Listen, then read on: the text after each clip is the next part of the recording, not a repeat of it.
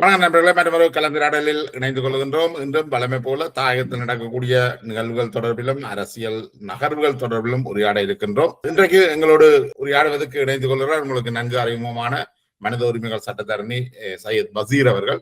வணக்கம் பசீர். வணக்கம் ஜெயபால். வணக்கம் நேயர்களே. இப்ப அண்மை காலத்துல இந்த வட்டுக்கோட்டை தீர்மானத்தை மீளுருவாக்கம் செய்வது தொடர்பில் நீங்கள் நிறைய விஷயங்கள் பார்த்திருப்பீங்க, எங்களுடைய காணொலிகள்லையும் பார்த்திருப்பீங்க.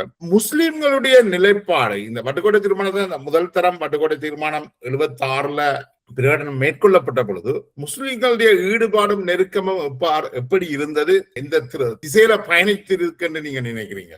76 தீர்மானம் வந்த காலகட்டங்களில் தமிழில்தான் தீர்வு என்ற ஒரு கோஷம் வைக்கப்பட்டது. அதாவது அதனுடைய அடிப்படை நோக்கமே எந்த விதமான சமரச பேச்சுவார்த்தைகளும் ஐபிசி போராட்டங்களும் பலனளிக்கவில்லை என்றபடினால் இறுதியாக இதற்கான போராட்டத்தை முன்னெடுக்க வேண்டும் என்ற அடிப்படையிலே வரலாறு உங்களுக்கு தெரிந்தது.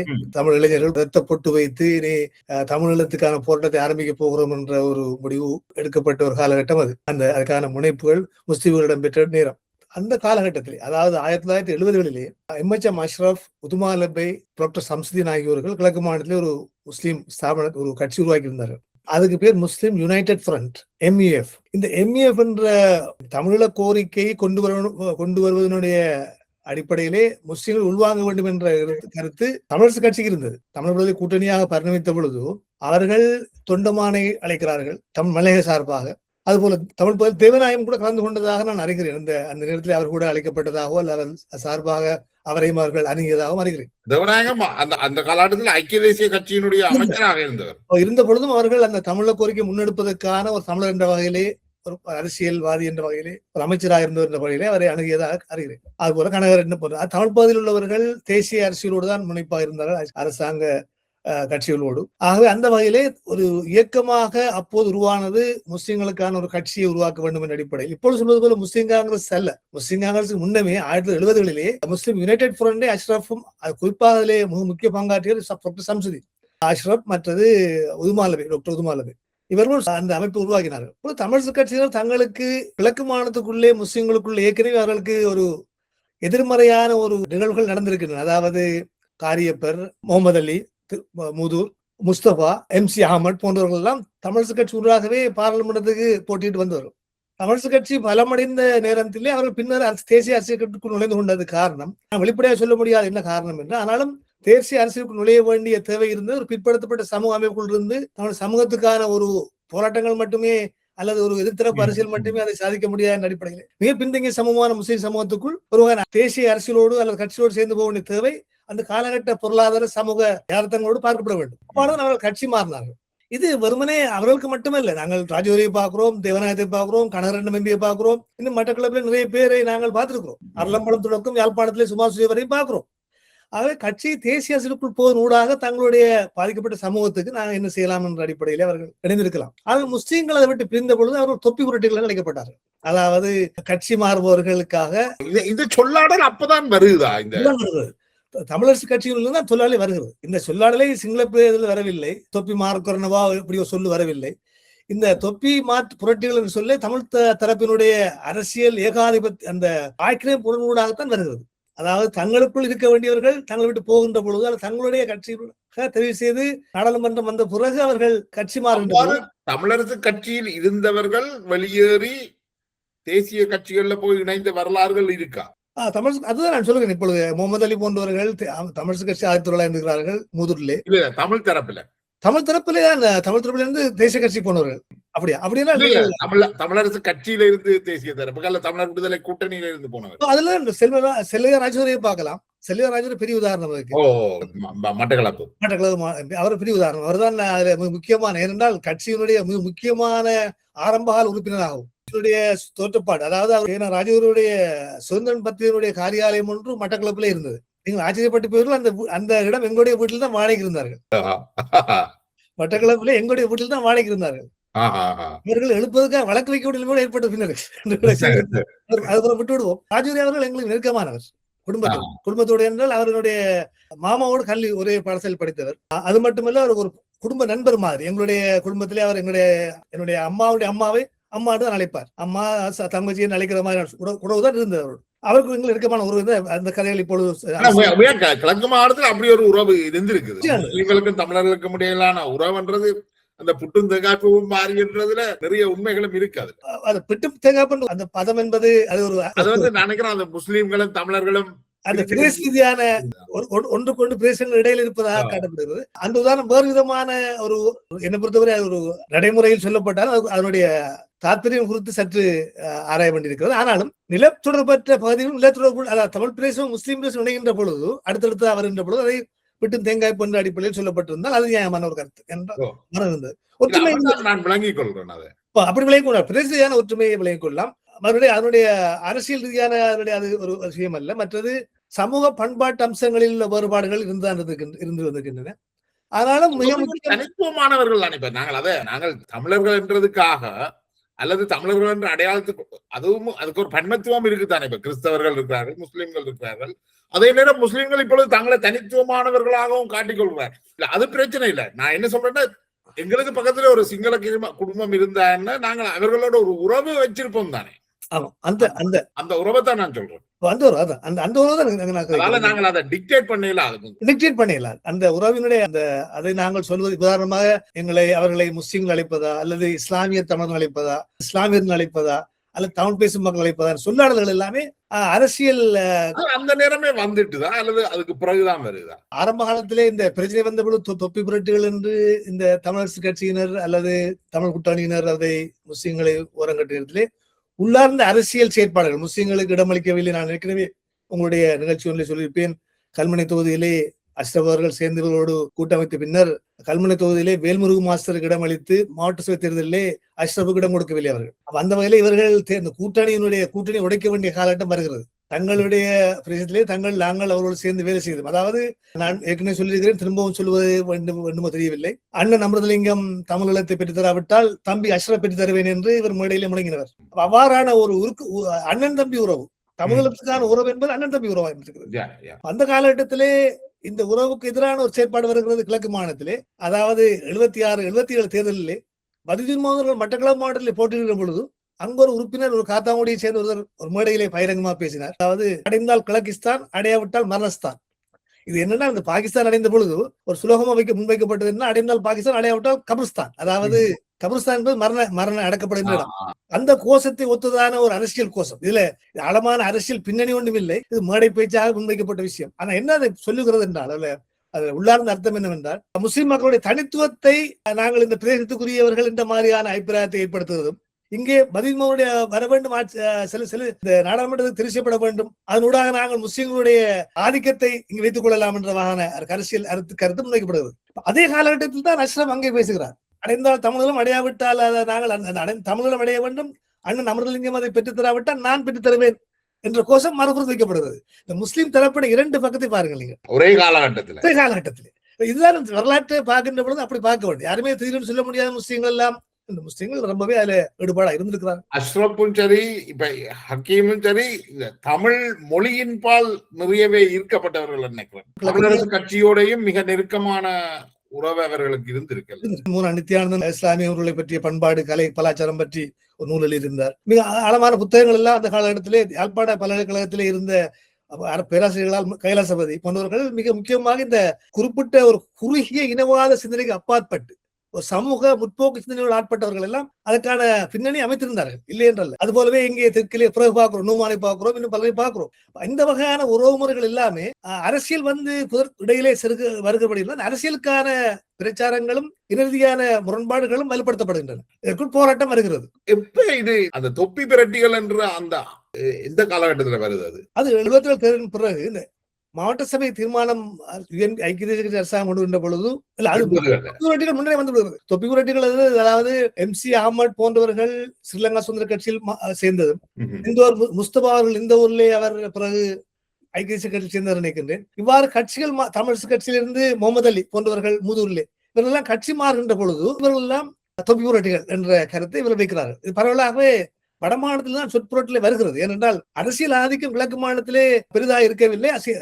ராஜதுரை போன்றோரோ அல்லது எதிர்த்தரப்பிலே இருந்த தேவநாயகம் தெரிவு செய்யப்படும் தமிழ் முஸ்லீம் வாக்குகளால் தான். அவர் எம்பியாக இருந்தே முஸ்லீம் வாக்குகளால் தான். அங்கு இனவாதம் இருக்கவில்லை. தமிழில் தொடர்ந்து அமைச்சராக தெரிவு செய்கின்ற அளவுக்கு முஸ்லீம்கள் அங்கு ஆதரவளித்திருந்தார்கள். அது போலவே பொத்துவில் தொகுதியிலே கனகரட்னம். ஆகவே ராஜதுரை அவர்கள் கூட முஸ்லீம்களுடைய செல்வாக்கு பெற்றவர். உண்மையிலே ராஜதுரை அவர்கள் வென்ற பொழுது எங்களுடைய வீட்டுக்கு வந்து அவர்கள் ஒரு தமிழ் கட்சியில கேட்டு போட்டியிட்ட பொழுது எங்கள் வீட்டுக்கு வந்து அவர் தேர்ந்தெடுத்து விட்டு அங்கு அந்த சந்தோஷ வெற்றியை கொண்டாடிருக்கிறார்.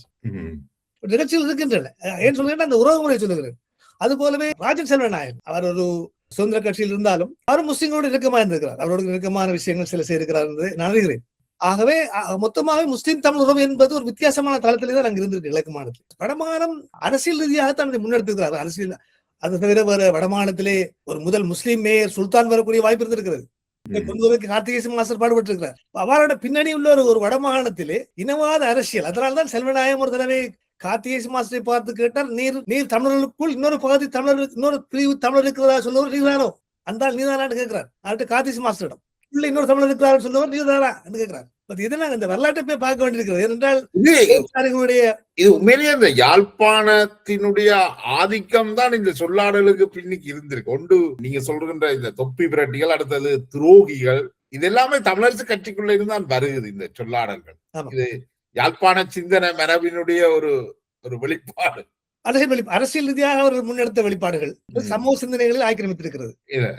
அதுதான் நடந்தது. அப்ப சமூகத்தினுடைய முற்போக்கு சக்திகள் பின்னடைவு ஏற்படுத்திக் கொண்டே வந்திருக்கிறது. ஒரு சுல்தானை போல மேயரை ஒன்றை இதுவரைக்கும் நாங்கள் முஸ்லீம்களை அங்கு கொண்டு வர முடியாமல் இருக்கிறதல்வா, முஸ்லீம்களை விரட்ட வேண்டி வந்து விட்டல்லவா. ஆக அந்த பின்னணி பார்க்க வேண்டியது, வரலாற்றை பார்க்க வேண்டியிருக்கிறது. இடதுசாரிகள் தான் அந்த முஸ்லீம்களுக்கான இடத்தை அங்கு முக்கியத்துவம் இக்பாலை பற்றி ரொம்ப விலாவாரியாக எழுதியிருக்கிறார். அதுபோல பஷீர் பிரதி மேயராக இருக்கிறார். அவர் போல ஆட்கள் எல்லாம் அந்த காலகட்டத்திலே முக்கியத்துவம் வாய்ந்த இடதுசாரிகளுடைய.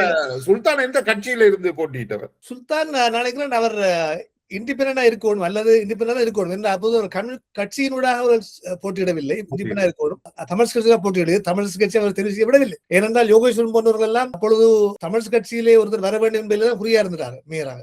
ஆக நான் நினைக்கிறேன் இண்டிபெண்டாகவும் யாழ்ப்பாண முஸ்லீம் சமூகத்தினுடைய பொருளாதார அடிப்படையிலும் வைத்துக்கொண்டு அந்த சமூகத்துக்குள்ளே உள்ள ஒரு முன்னிறுத்தி கொண்டு வருவதிலே நான் நினைக்கிறேன் கார்த்திகேச மாஸ்டர் வெற்றி கண்டிருக்கிறார். அது ஒரு வரலாற்று முக்கியத்துவமான சம்பவம் தான் அது. நிச்சயமா நான் இப்ப அதுக்காக நினைவுபடுத்துகிறேன். இந்த வரலாற்று முக்கியத்துவம் வாய்ந்த யாழ்ப்பாண முஸ்லீம்கள் கொடுத்த அந்த இடம் அதே முஸ்லீம்களை விரட்டி அடிக்கப்படுகிறா பாருங்க. அதான் பார்க்க வேண்டிய என்ன நடந்திருக்கிறது பார்க்க வேண்டும். இதற்கான காரணங்களை சயின்டிபிக்கலாக விஞ்ஞானபூர்வமாக ஆராய வேண்டும். நிச்சயமா இப்ப வட்டுக்கோட்டை தீர்மானம் நிறைவேற்றப்படுகின்ற பொழுது அந்த நேரத்துல முஸ்லீம் பிரதிநிதிகளும் அங்க இருந்தார்கள் அந்த பிரகடனம் மேற்கொள்ளப்படுகின்ற பொழுது. அது பற்றி எனக்கு நான் சரியாக தெரியவில்லை. ஆனால் நினைக்கிறேன் அண்ணன் அமிர்தலிங்கத்தினுடைய கூட்டத்தில் தான் இவர் சொல்லியிருக்க வேண்டும், அந்த கூட்டத்தில் தான் சொல்லியிருக்க வேண்டும் நினைக்கிறேன் அஷ்ரப் அவர்கள். அல்லது பின்னர் கூட்டங்களும் தெரியவில்லை. நான் அதை வெறிவு பண்ண அதை உறுதிப்படுத்த முடியவில்லை. தகவலை உறுதிப்படுத்த முடியாமல் சொல்வது தவறு. ஆனால் அந்த காலகட்டத்தில் தான், அதாவது வட்டுக்கோட்டை காலகட்டத்தில் நீங்கள் பார்க்கிறீர்கள், அடங்கா தமிழன் சுந்தரலிங்கத்தையும் அவர்கள் அழைத்திருக்கிறார்கள். சாதித்துவ மாவட்டபுரம் கோயிலுக்கு செல்ல முடியாமல் சாதித்துவ அடிப்படையிலே தடுத்தவரை கூட அந்த வட்டுக்கோட்டை தீர்மானத்திலே ஒரு முன்னாளியா அந்த மேடையிலே அவர் இருந்திருக்கிறார். அதுலயே ஒரு சிக்கல் இருக்கு. இதுக்கு நிச்சயமா இருக்கு. ஆதி மறுப்பினை அங்கீகரிக்கின்ற ஒருவரை, மாவட்டபுரம் கோயிலே பெரிய சர்ச்சைகளை கிளப்பிய ஒருவரை தமிழர்கள் கூட்டணியினர் வந்து தமிழீழம் காண்போம் என்ற ஒரு போராட்டத்தை முன்வைக்கின்ற பொழுது அது எந்த அளவு ஒரு மோரல் வேல்யூ, அதாவது ஒரு அடிப்படை தார்மீக அறம் சார்ந்த ஒரு விஷயமாக தெரியவில்லை அவங்களுக்கு. அது அப்படித்தான் பார்க்க வேண்டியிருக்கிறது. இல்ல அதுக்கு பிறகு அவர் அதுக்கு எதிராக நீதிமன்றம் வரை பிரித்தானியா வரை சென்று போராடினவர் அதுகளைத்தான் பார்க்க வேண்டும். ஏனென்றால் நாங்கள் தனிமனி சமூக விஞ்ஞானம் என்பதனூடாகத்தான் பல விஷயங்களை பார்க்க வேண்டியிருக்கிறது. வெறுமனே நாங்கள் அரசியல் கதைப்பது என்பது ஒரு மேடை பிரச்சாரமாக அல்லது ஒரு சம்பவ கோர்வையாக அல்லாமல் உண்மையிலேயே தமிழரசு கட்சி அல்ல தமிழர் விடுதலை கூட்டணி சுந்தரலிங்கத்தை கட்சியிலிருந்தே நீக்கி இருக்க வேண்டும். நிச்சயமா அவ்வாறான செயற்பாடுகள் நடைபெறவில்லை. அதுதான் நாங்கள் பார்க்க வேண்டிய விஷயம். அதாவது வட்டுக்கோட்டை தீர்மானம் வருகின்ற பொழுது முஸ்லிம்கள்ல ஒரு தரப்பு வந்து அதுக்கு ஆதரவாக குரல் எழுப்பி வந்தது. எப்ப இந்த குரல்கள் வந்து நசுக்கப்படுது அல்லது இந்த முஸ்லிம்கள் தேவையில்லை என்ற ஒரு நிலைப்பாட்டை நோக்கி அல்லது முஸ்லிம்களை புறம் தள்ளுற ஒரு செயல்பாடு இந்த காலகட்டத்தில் வருது நினைக்கிறேன். ஆயுத போராட்ட காலத்திலயா அல்லது ஆயுத போராட்டத்துக்கு முதலே இந்த மிதவாத தலைமைகளும் அந்த லைன் எடுக்கினமா? இந்த நான் சொன்னது போல வேல்முருகு கல்முனையிலே மாவட்ட சபை தேர்தலிலே அஷ்ரஃபுக்கு இடமளிக்காதன் மூலமாக அது கிட்டத்தட்ட 1980 தான் மாவட்ட சபை அது 80 நடப்பாது நினைக்கிறேன். 80களில் தான் அது ஐக்கிய கட்சி ஆட்சி அரசுக்கு வந்த பிறகு அந்த தமிழ் தரப்பினரான ஒரு உடன்படிக்கையை கொண்டு வருவதாக செய்ய முற்பட்ட ஒரு விஷயம். அந்த பின்னணியில் அவர்கள் அதிருப்தி அடைகிறார்கள். உதுமாலபே சம்சுதீன் அவர்கள் அதிருப்தி அடைகிறார்கள். அதிலே உதுமாலபே சம்சுதீன் அவர்கள் சுதந்திர கட்சியில் இணைந்து விடுகிறார். உதுமாலபியோட அரசியல் என்னன்னு தெரியவில்லை எனக்கு. ஆனால் அஷ்ரப் அதுக்கு பிறகு ஒதுங்கி இருக்கிறார், அரசியலிருந்து ஒதுங்கி இருக்கிறார். பின்னர் 1981 முஸ்லீம் காங்கிரஸ் என்ற அடிப்படையில் கட்சி உருவாக்க வேண்டும் என்று அஷ்ரப் முனைப்பா செயற்படுகிறார். அதனால காத்தாங்குடியில அவர் முதலாவது கூட்டத்தை அங்குள்ள முஸ்லீம் பிரமுகர்களை சந்தித்து ஒரு கட்சி ஒன்று ஆரம்பிப்பதற்கான தேவையை உணர்த்துகிறார் 81. இப்ப 88 வந்து இந்த கட்சி விரணப்படுத்தப்பட்ட 81ஆம் ஆண்டு அந்த கட்சி அங்குரார்ப்பண கூட்டத்தில் தமிழ் தலைமைகள் அழைக்கப்பட்டிருந்தது. அதுதான் இல்ல இது ஒரு ஒரு அது அங்குரார்ப்பண கூட்டமே. அது உண்மையில என்னென்னால் ஒரு கருத்தறியும் ஒரு கூட்டம். அதாவது ஒரு கட்சி உருவாக்க வேண்டும் அடிப்படையிலே அவர் முதலிலே காத்தாங்குடியில் சென்று அகமது லபி என்று முன்னாள் பட்னாட்சி மன்ற தலைவர், அவர் ஒரு சுதந்திர கட்சியினுடைய உறுப்பினர், அவரை சந்தித்து இதை பற்றி கதைக்கிறார். அதுக்கு பிறகு ஒவ்வொரு ஊராக சென்று கதைக்கிறார். காத்தாங்குளச்சேனை அப்படி ஒவ்வொரு இடங்களிலும் உள்ள முக்கிய ஆக்களை சந்தித்து கதைக்கிறார். அவ்வாறு கதைக்கிறது அவர் எங்களோட பதிலையும் கதைத்திருக்கிறார். குறிப்பாக தந்தையோடும் கதைத்திருக்கிறார். அந்த விஷயத்திலே அவர் அந்த கட்சி உருவாக்க வேண்டும் என்ற ஒரு முனைப்பு அவருக்கு இருந்திருக்கிறது. ஆனால் பெரிய ஆதரவு அதுக்கு அப்போது இருக்கவில்லை. 81 தேசிய அரசியல் உள்ள சக்திகள் பலமாக இருந்தது. ஒவ்வொரு பகுதிகளிலும் தேசிய அரசியல் உள்ள அமைச்சர்கள் அல்லது பிரதி அமைச்சர்கள் என்று அரசாங்கத்தில் இருந்த காலகட்டம். ஆகவே அவருடைய முயற்சி வெற்றியளிக்கவில்லை. மெதுவாக அதே காலகட்டத்தில் இருந்த வேறு பல நகர்வுகள், குறிப்பாக 1985ஆம் ஆண்டு ஏப்ரல் மாதம் 13ஆம் தேதி நினைக்கின்றேன், புலோட் இயக்கத்தினர் நடத்திய அட்டகாசம், முஸ்லிம்கள் மீது நடத்திய தாக்குதல், அக்கறைப்பட்டு அதில் நடத்திய தாக்குதல் நினைக்கிறேன். அதுக்குள்ள ஒரு பிரச்சனை ஏற்படுகிறது. முதலில் அவர்கள் சில பிரச்சனை உண்டாக்குறார்கள். அப்பொழுது புலிகள் வரவில்லை. அங்கு கிழக்கு மாநிலத்துடைய பகுதிகள் புலிகள் பெருசாக வரவில்லை. பொட்டமான் இருந்திருக்கிறார். பொட்டமான் இருந்து அதுக்கு முன்பாகவே பொட்டமான் சித்தாண்டியில் இருந்த கதையெல்லாம் இருக்கிறது. நாட்களுடைய நான் கதைத்திருக்கிறேன் இருக்கிறது. ஆகவே அந்த காலகட்டத்திலே அவர்கள் மெதுவாக முஸ்லிம்கள் ஊடுருவதற்கான முயற்சியை புட்டமானாக செய்திருக்கிறார்கள். இப்ப என்னன்னா இந்த வட்டுக்கோட்டை தீர்மானம் எடுத்திருந்த பொழுதும் அந்த வட்டுக்கோட்டை தீர்மானத்தில இருந்து அந்த கட்சிகளே வெளியில போகுது. தமிழர் விடுதலை கூட்டணி வந்து மாவட்ட சபைக்கு போயினவ தமிழ்ல கோரிக்கையை கைவிடினவ. அப்ப அந்த காலகட்டத்துல இளைஞர்கள் இவர்கள் எங்களை ஏமாற்றி விட்டார்கள் என்று ஒரு ஆயுத தூக்குறதுக்கு நோக்கி போய்கொண்டிருக்கிறது. இப்ப அந்த உறவுலதான் பிளாட் வந்து இங்க ஒரு பிரச்சனையை உருவாக்குது. அப்படியா? பிரச்சனை அவர்கள் ஆயுதம் தாங்கி இருக்கிறார்கள். அப்பொழுது ஆயுதம் அவர்களது கையில் இருக்கிறது. முஸ்லிம்களுக்குள்ளே ஒரு அரசியல் சம்பந்தம் ஏதோ ஒரு சம்பந்தமான பிரச்சனை வருகிறது. அதுக்குள்ளே அவர்கள் போயிட்டு அட்டகாசம் பண்ணி அவர்கள் முஸ்லிம்களுக்குள்ளே சூடு நடத்தி அதுக்குள்ளே ஒரு பயங்கரமான கலவரத்தை உண்டாக்குறார். அந்த அடிப்படையில் தான் அந்த பிரச்சனை ஆரம்பிக்கிறது. ஆக்கள் கொல்லப்படுறார்களா? நிச்சயமாக எஸ், கொல்லப்பட்ட அப்படினால்தான் அதுக்கு பதிலாக ஒரு கலவரம் உருவாகிறது. அந்த கலவரம் வந்து அக்கரப்பத்தில் ஆரம்பித்து அது பிறகு அது மெதுவாக அது உன்னிச்சை வரை வருகிறது. அந்த உள்ளார்ந்து அப்படியே அந்த விஷயங்கள் கலவரங்கள் ஏற்பட்டு உன்னிச்சை வரையும் தமிழ் முஸ்லீம் பிரச்சனை வருகிறது. உன்னிச்சையிலே முஸ்லீம்கள் கிராமத்திலே படுகொலை செய்யப்படுகிறார்கள். ஆகவே இந்த மாளிகை காடு இடத்துல மாளிகை காடு அப்படி அந்த இடங்கள் மாளிகை காடு முக்கியமாக அப்படி இடங்களே ஆரம்பிக்கிறது. அங்கிருந்து முஸ்லிம் தமிழ் பிரச்சனை ஆரம்பிக்கிறது. அப்ப பரஸ்பரமாகவே ஆளுக்கால் தாக்குகின்ற நிலைமை ஏற்படுகிறது. அப்ப ராணுவம் இருக்கிறது. ராணுவத்தின் உதவி கொண்டு முஸ்லீம்களும் தமிழ் பிரதேசங்களுக்கு சென்று தாக்கக்கூடிய வாய்ப்புகள் இருக்கிறது, இல்லை என்றல்ல. ஆகவே தமிழ் முஸ்லீம் உறவுகளுக்குள்ளே அந்த சந்தர்ப்பத்தை ராணுவம் கூட பயன்படுத்திக் கொண்டது. தொடக்கிவிட்டவர்கள் இவர்கள் அதை பயன்படுத்துவதற்கான அது சாதாரணமான ஒரு ஊகம் கொடுத்துக்கூடிய அடிப்படையான விஷயம் என்றால், ஒரு அரசாங்கம் ஒரு போராட்டத்தை நடத்தி எதிர்கொள்கிறது. இன்னொரு இனத்தின் மீது அவர்கள் தங்களுடைய சகோதரத்தின் மீது தாக்குதல் நடத்துகின்ற பொழுது அந்த இனத்தை தங்களுக்காக பயன்படுத்திக் கொள்வதற்கான ஒரு சாதாரண உலக நடைமுறையில் ஏற்படுத்த விஷயம். அவர்கள் அந்த இடத்திலே பழிவாங்கிறதுக்கான உணர்வு அவர்களுக்கு இருக்கிறது. பொத்துவில் இருந்த உன்னிச்சையில கொல்லப்பட்டவர்களை ஆனா இந்த முரண்பாடு வழங்குவதற்கு அல்லது கூர்மை அடைகிறதுக்கு முதல் தமிழீழ விடுதலை இயக்கங்கள்ல விடுதலை புலிகள் உட்பட பல்வேறு விடுதலை இயக்கங்களையும் முஸ்லீம்களும் இணைந்து கொண்ட விஷயங்களும் நிறைய இருக்குதானே. விடுதலை புலிகள்லையும் நிறைய பேர் இணைந்து கொண்டு மாவீரர்களாகவும் ஆகியிருக்கிறோம் இல்லையா? என்னுடைய புத்தகத்தில் குருக்கள் மடம் புத்தகத்துல பதிவு செய்திருக்கிறேன். அந்த அவருடைய சில புகைப்படங்களை நான் வெளியிட்டிருக்கிறேன். சில புகைப்படங்கள் வெளியே வரவில்லை, நான் வெளியிட்டிருக்கிறேன். பல பேருடைய லிஸ்ட் ஆஃப் நேம்ஸ் அவருடைய பெயர்களையும் வெளியிட்டிருக்கிறேன். கிட்டத்தட்ட ஒரு 50 பேரை நீங்க குறிப்பிட்டிருக்கிறீங்க. உண்மையில் அந்த அதுல சில முஸ்லிம் புலிகளில் சேர்ந்த போராளிகள் என்ற சொல்லை வைத்துக் கொள்வோம் அந்த அடைமொழிக்குள். அப்படிப்பட்டவர்களை மிக சிலாகித்து பேசி எழுதியிருக்கிறார்கள். அவருடைய பதிவுகளிலே புலிகள் மிக சிலாகித்து பேசுகிறார்கள். பெரும் வீரர்கள் இவர்கள், எங்களுக்காக பிடித்தார்கள், நெஞ்சுறுதி கொண்டவர்கள், நேர்மைத்திறன் கொண்டவர்கள், அஞ்சா நெஞ்சர்கள் என்றெல்லாம் மிக அழகாகவே எழுதியிருக்கிறார்கள். தமிழ்நாட்டிலே மிக இலக்கியம் போல ஒரு புறநானூற்று இலக்கியத்தை சார்ந்ததான சொற்றாடல்கள் போல அவர்கள் அதை எழுதியிருக்கிறார்கள். அவ்வாறான விஷயங்கள் இருந்திருக்கிறது. ஆனால் அதே காலகட்டங்களில் அவர்கள் 2 வகையான அரசியல் செய்திருக்கிறார்கள். அந்த அரசியல் பின்னணி என்றால் அவர்கள் அந்த முஸ்லிம்கள் சேர்ந்தவர்களை தங்களுடைய இனமாக கருதினதை ஒழிய அந்த அவருடைய சமூகத்தினுடைய இதை இன்னொரு சிறப்பாக அவர்கள் வேறுபடித்தான் பார்த்திருக்கிறார்கள். முஸ்லிம்கள் எங்களுக்கு அழிக்க செய்கிறார்கள், இவர்கள் மாளிகை காடிலே ஆமியோடு சேர்ந்துகிறார்கள், குக்குட்டு சூழலிலே முஸ்லிம்கள் எங்களுக்கு எதிராக செயற்படுகிறார்கள் என்றெல்லாம் எழுதுகிறார்கள். ஆகவே ஒரு புறத்திலே இவர்களை சிலாகித்து பேசுகின்ற, இவருடைய வீரங்களை போற்றுகின்ற, தியாகங்களை போற்றுகின்ற, அதாவது IPK காலகட்டத்திலே தங்களுக்கு உணவு தந்தவர்கள் சும்மா வாப்பா என்றவர்களெல்லாம் அழைத்தோம், போனோம், சாப்பிட்டோம் என்று பேர் குறிப்பிட்டு எழுதுகிறார்கள். அந்த பதிவுகள் என்னிடம் இருக்கின்றன. அண்மையில வெளியிட்ட ஆயுத புத்தகத்துல சாஸ்திரி கூட அதை குறிப்பிடுறார். அவர் பரிசுக்கு வந்த ஒரு முஸ்லீம் குடும்பத்தோட இருந்ததாகத்தான் அதுல அவர் சொல்றார். அதான் முக்கியமான விடயம். ஏனென்றால் இவர்கள் சொல்லி வருகின்ற அந்த குறிப்பிட்ட ஒரு தரப்பினை வைத்துக் கொண்டு ஒரு முழு சமூகத்தின் மீதான அடக்குமுறையை ஆக்கிரமிப்பை செய்கின்ற தன்மை இவர்களிடம் காணப்பட்டிருக்கிறது. இப்ப இதுல விடுதலை புலிகள் மட்டுமல்ல, ஏனைய இயக்கங்கள்லயும் முஸ்லிம்கள் இருந்திருக்கிறார். அப்படித்தான் நிறைய பேர் இருந்திருக்கிறார்கள், ஈரோஸ்ல இருந்திருக்கிறார்கள்.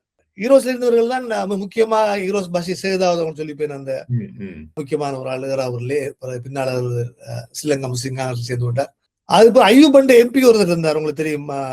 மன்னார் சிங்கமலை எல்லாம் இருந்தார்கள். அவர்களுடைய சுயேட்சையா போட்டியிட்ட பொழுது அவர்கள் தெரிவு செய்யப்பட்டு நாடாளுமன்றத்தில் இருந்தார்கள். அதிலே முழுமையா ஈரோஸ் ஒரு பகுதியினர் ராஜினாமா செய்து வந்தவர்கள் கூட மற்றவர்கள் அங்கு இருந்தார்கள். அதிலே பஷீரும் இருந்தார். அதுல கூட இந்த தொப்பி விரட்டிகள் சொல்லி நீங்க பயன்படுத்தலாம் என்றால், ஏனென்றால் கட்சியில இருந்து ராஜினாமா செய்ய வேண்டும் என்று கொண்டு குணசீலன் போன்ற அலைப்போடி குணசீலன் என்னுடைய பாடசாலை நண்பர். ஒரே பாடசாலை ஒரே வகுப்பிலே படித்தவர்கள் நாங்கள். அவர் அங்க MP இருந்தார் ஈரோஸ்ல. அவர் இப்பொழுது சுவிஸ்ல இருக்கிறார், அலைப்போடி குணசீலன். அப்ப அவரை போன்றவர்கள் அந்த ஈரோஸினுடைய கட்டுப்பாட்டை, அவருடைய கட்சியினுடைய முடிவை அங்கீகரித்து அவர்கள் தங்களுடைய பதவி ராஜினாமா செய்துவிட்டார். ஐயூப் என்ற முஸ்லீம் MP செய்யவில்லை. ஏன் சொல்லுவார் என்றால் அவர்களும் அப்படி என்றால் இந்த பின்னாடி நீங்க திரும்பி பார்க்கிற பொழுது அவர்கள் சொல்ல கேட்கவில்லை. குணசீலன் கேட்டார். என்ன சொல்லுவார் என்றால் இந்த சொல்லாடல் எவ்வாறு பயன்படுத்தப்படலாம், ஆனால் அவ்வாறு பயன்படுத்தப்படவில்லை. காரணம் கேட்டாரா அப்படி சொல்லி இருக்கிறாரா? இல்ல, நான் சொல்லவில்லை. அது சொல்லவில்லை. நான் தான் உங்களுக்கு அதை எப்படி பார்க்கக்கூடியா இருக்குமோ என்று யோசிக்கிறேன். என்றால் உண்மையில அவர்களுக்கு பின்புலமா இருந்தவர்கள் ஈரோஸ் கட்சியினர் தான், ஈரோஸுடைய பிரிவு கட்சியினர் தான். அவர்கள் முஸ்லிம்கள் அல்ல. அங்கிருந்தவர்கள் இந்த இவர்கள் இருக்க வேண்டும் என்றோ அல்லது ஈரோஸுக்குள்ள ஒரு பிரச்சனை வந்துடுது. அவர்கள் ஒரு தரப்பு விடுதலை புலிகளோட சார்ந்தவர்களாகவும் இன்னொரு தரப்பினர் விடுதலை புலிகளோட சாராதவர்களாகவும் இருந்திருக்கிறார்கள். சாராதவர்களாக அடையாளப்படுத்தப்பட்டவர்கள். ஆனால் இந்த நாடாளுமன்ற தேர்தலில் போட்டியின்ற பொழுது சேகுதாவத் பஷீருடைய வீட்டிலே பாலகுமார் வந்திருந்தார், ஈரோஸினுடைய தலைவர் பாலகுமார். நான் அவரை சந்தித்தேன். ஏன் சந்தித்தேன், தற்செயலா நான் கேள்விப்பட்டு போனேன் அவர் சந்திக்க வேண்டும் என்று. அதனால நான் அவரிடம் கேட்டது, இந்த முஸ்லீம்களை பற்றி இந்த ஈழவர் என்ற சொல்லாடல் எப்படி நீங்கள் அதை கண்டுகொண்டு. அதுக்கு அவர் நான் பல கேள்வி, எனக்கு ஒரு கதையாடல் நடந்தது, என்ன ஒரு டிஸ்கஷன். அதிலே அவர் சரியான பதிலை வழங்க தயங்கி கொண்டிருந்தார். நான் கேட்ட கேள்விகளுக்கு அப்புறம் நேரத்திலே சேகுதாவத் பஷீர் முன் வந்து, நாங்கள் ஒரு முஸ்லீம் உலமாவை, அதாவது மத போதகரை கேட்டிருக்கிறோம், எப்படி நாங்கள் வேறு சொல்லி பயன்படுத்தலாமா, அதை பற்றி ஆய்வு செய்து கொண்டிருக்கிறோம். ஈழவர் என்று சொல்லுக்கு முஸ்லீம் உடன்படாவிட்டால் என்ன சொல்லி பயன்படுத்துவது அர்த்தமில்லாத ஒரு விளக்கத்தை சொன்னார். நானது ஒரு நட்பு சந்திப்பில தான் அவரை சந்திச்சேன், பஷீரை சேகுதாவதை. அது நடந்தது. என்ன நான் சொல்ல வருகிற ஈழவர் என்ற சொல்லாடல் என்பது அது ஒரு திணிப்பு தான். ஒரு சமூகம் எவ்வாறு தன்னை அழைக்க விரும்புறது என்பது முக்கியமானது. அது முஸ்லீம்கள் சொல்ல விரும்புகிறார்களா? இன்றைக்கு பாருங்க, இன்றைக்கு ட்ரஃபல் சுஸ்காரிலே இந்த நோன்பு திறக்கும் நிகழ்வின் போது ஒரு தொழுகை நடத்தப்பட்டிருக்கிறது. அப்போ கேட்கிறார் யார் என்று. அவர்கள் முஸ்லீம்களா இஸ்லாமிஸ்டா? இது இஸ்லாம் என்பது மதம், அதை பின்பற்றுவர்கள் முஸ்லீம்கள். முஸ்லீம்கள் என்பது இஸ்லாமிஸ்ட் இருந்தால் அவர் முஸ்லீமா இருப்பார், முஸ்லீமானது இஸ்லாமிஸ்டா இருப்பார். சொல்லாடல்கள் எப்படி சமூகத்துக்குள்ளே ஒரு கதை உருவாக்கம் செய்யப்படுகிறது. இஸ்லாமிஸ்ட் என்பவர் தீவிரமானவர்கள், முஸ்லிம் என்பவர்கள் மிதமானவர்கள். அப்படி கொண்டு வர பார்க்கிறார்கள். இந்த சொல்லாடல்களை மேற்குலக ஊடகங்களும் சம்பந்தமான அகாடமிக்ஸ்ல செயற்படுகிறவர்களும் ஊடகவியலாளர்களும் மற்றது அரசியல்வாதிகளும் இதை முன்னெடுத்து சென்ற கருத்துக்களை முன்வைக்கிறபடினால் சமூகத்துக்குள் அதுக்குரிய கொனோட்டேஷன், அதுக்குரிய தாற்பயம் வழங்கப்படுவது வேறு விதமாக. நினைக்கிறேன் ஒரு நீண்ட உரையாடல். உங்களுடைய நேரத்தை ஒதுக்கி எங்களோடு வந்து இந்த கருத்துக்களை மிக வெளிப்படையாகவும் தியானமாகவும் பகிர்ந்து கொண்டமைக்கு மிக்க நன்றி. நன்றி சேவா, நன்றி.